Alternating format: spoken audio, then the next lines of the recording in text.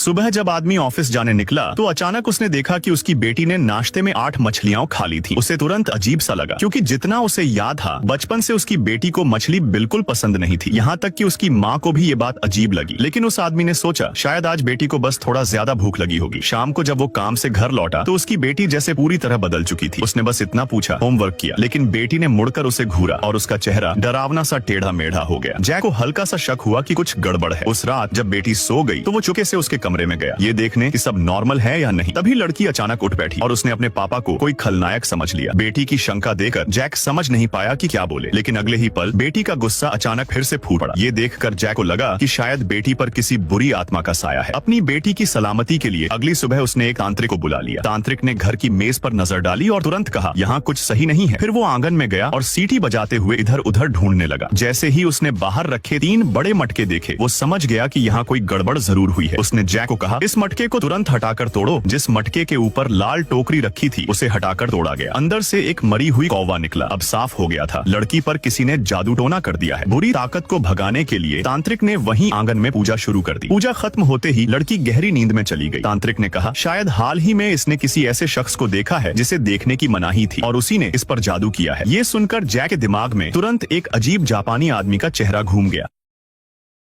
और फिर video like करने पर पार्ट 2 मिल जाएगा। और अगर फुल मूवी देखनी है तो कमेंट वाला ऐप डाउनलोड कर लो और पिन वीडियो देख लो।